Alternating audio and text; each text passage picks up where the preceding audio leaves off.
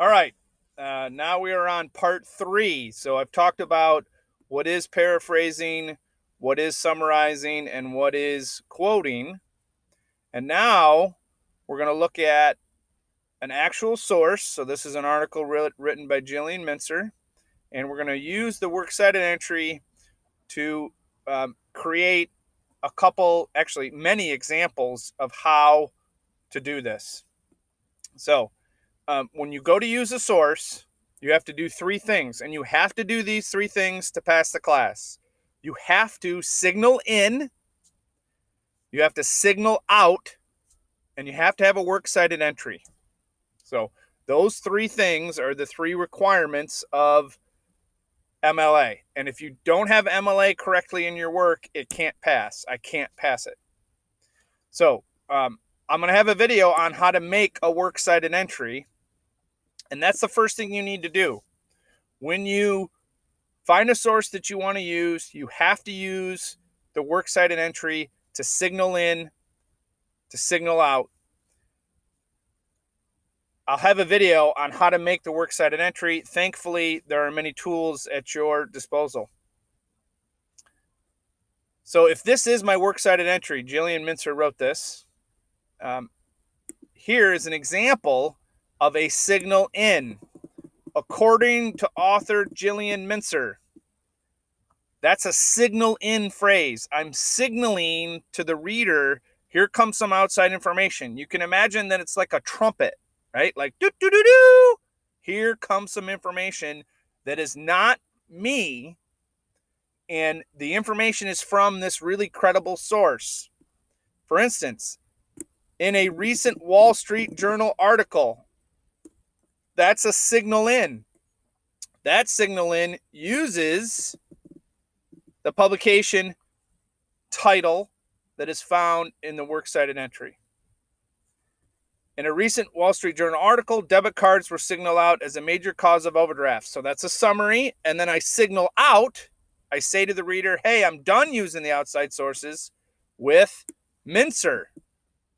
You signal out with whatever comes first in the works cited entry.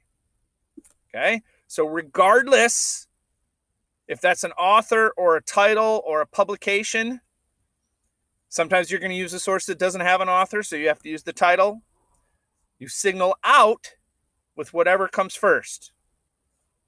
A really good habit is to signal in with the name of the publisher and signal out with whatever comes first in the works cited entry. So the signal in, let's make that a color.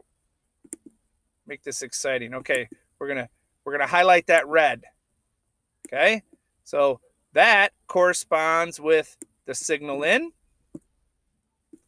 Let's make that red. And then our signal out, let's make that blue.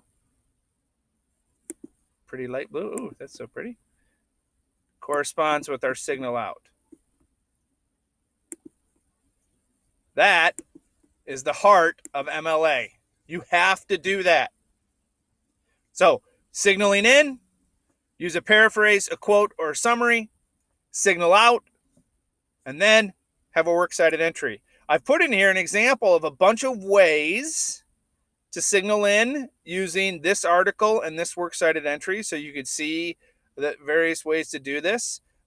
Couple things to note. However, it appears in the works cited entry. So, for instance, the Wall Street Journal is italicized.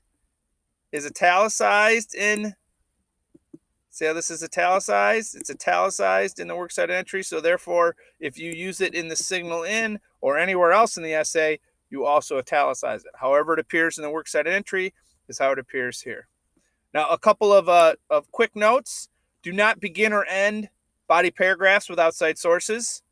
That makes a lot of sense because research is supplemental. It's supporting your points. So don't put your research at the beginning or end of body paragraphs. You can put it at the beginning of your essay as a grabber, but not at the beginning or the end of body paragraphs. Look for the next video and hang in there.